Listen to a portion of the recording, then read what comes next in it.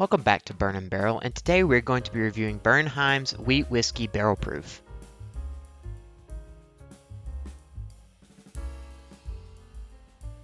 The Bernheim brand is under the Heaven Hill Distillery, which is made in the Bernheim Distillery in Louisville, Kentucky.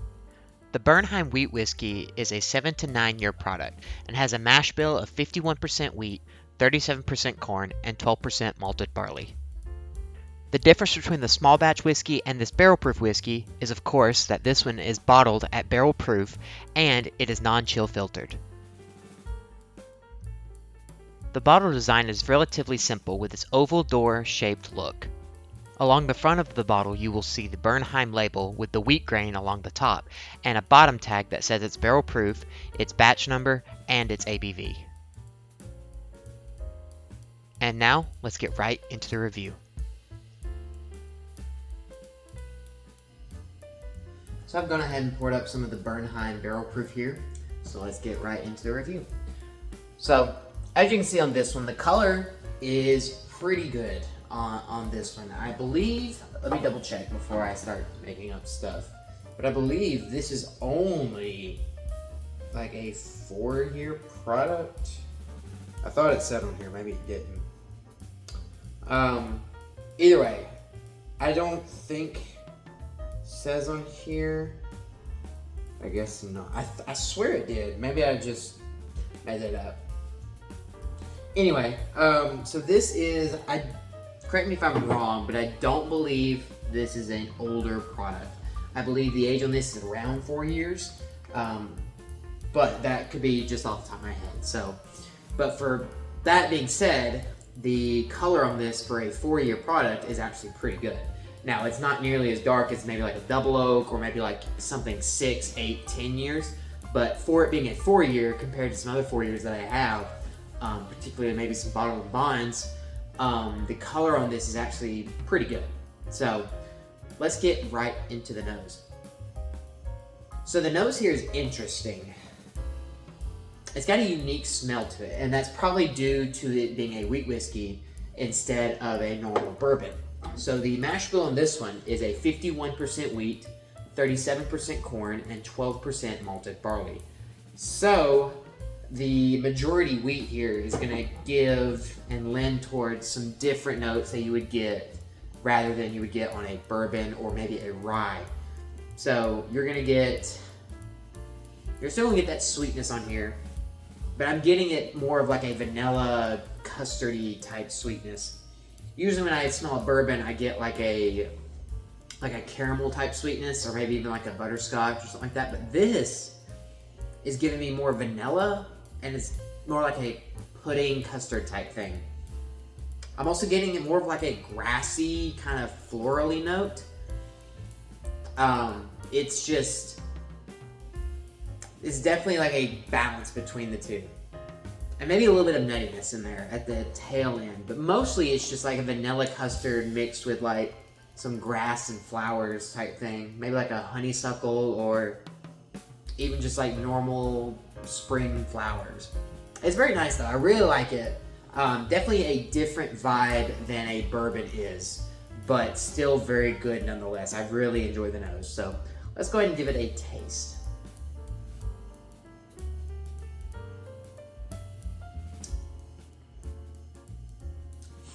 Okay, so you can definitely tell this is a little bit, there's something different about this one compared to maybe your bourbons.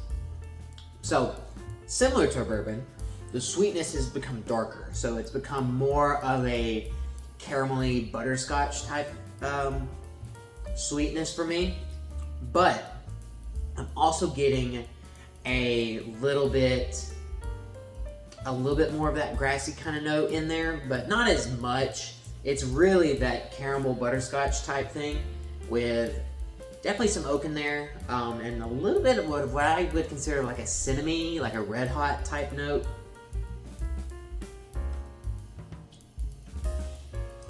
Yeah, definitely get that vanilla and that caramel butterscotchy on the beginning.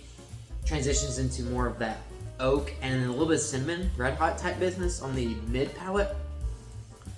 And then when you really get to the end, it becomes more of a sweeter oak. Keeps that cinnamon note kind of flowing through. And it's pretty nice, actually. Like, I really, really am enjoying this one. The finish is long. Not too long, more of like a medium, I would say, medium long. And like I said, it's more of you got that oak in there, and then you get that red hot cinnamon type note as well, which I find very interesting. I don't get a lot of cinnamon on stuff that's not Amburana type finish, because on Amburana you get, kind of like a cinnamon toast crunch type thing, but this is more of like a red hot candy, and you usually don't get that on a ton of different non-Amburana finished whiskeys.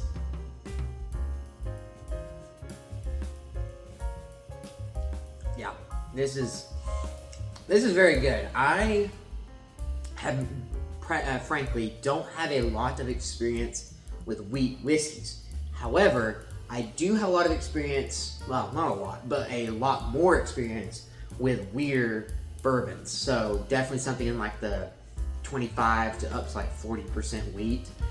Those kind of bourbons are something to where I have actually probably several of those, I think, now that I'm looking at them. So I've got experience with that kind. So obviously your Wellers are your wheaters. You're gonna have a couple other things from Buffalo Trace that are higher in wheat content. Then you have a couple other on and off bourbons that are higher in wheat.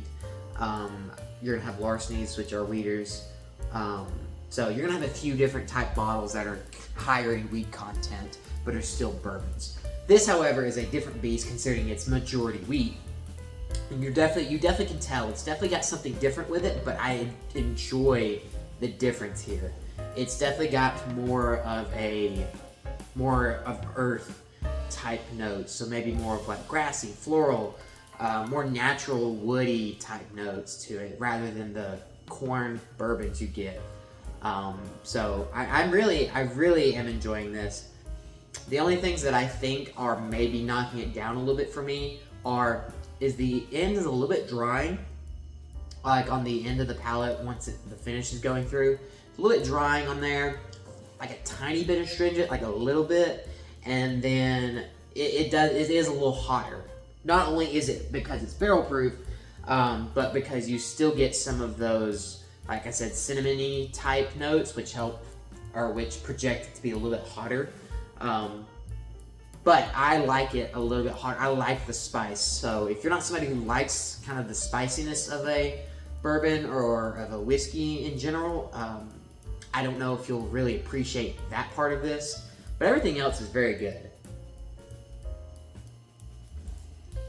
Like, you get a good balance of that sweetness on the front, like natural flavors, what I call natural flavors, in the middle, being more of like your grassy, floral, a little bit of earthy, maybe hay, maybe type notes. And then you get towards the end where it's more of like an oak base, and then you get like some cinnamon layered on top. And it's still got that sweetness kind of carrying through in there as well. Overall, I think this is a great bottle. This is the newest batch from when I'm recording this. This is the A225 batch. And so I got this bottle for $80. And it was the last one on the shelf when I bought it. So that's why I went ahead and grabbed it, because I probably won't ever see this one again for a while. But I've heard people say it's very good, and I have to agree. This is an 8 out of 10 for me. Definitely super strong flavors. And it's definitely opened up, because I opened this a couple weeks ago, tried it, thought it was still good then, but I can definitely tell it's it was a lot hotter when I first tried this. But I let it opened up, and now it's started to mellow down that spice, and it's brought up some of the other flavors, and I think it's definitely gotten better as it's sat here in the bottle, got a little bit of oxygen on it. So if you're looking for a wheat whiskey, and you like cask strength stuff, like some hotter, spicier things, and want to try to dip into the wheat whiskey category, I think this is a great first step into getting with that. Definitely an overall super solid wheat whiskey. And for the price, it's really good. So if you can find this, I would definitely recommend you give it a try. And yeah, so it's super good. Again, a little bit different than a wheater bourbon, but For a wheat whiskey on its own, this is an absolutely incredible value. I hope you've enjoyed this review of the Bernheim Barrel Proof Wheat Whiskey. I have left a summarized version of this review in the description below alongside the link to Heaven Hill's website with this bottle.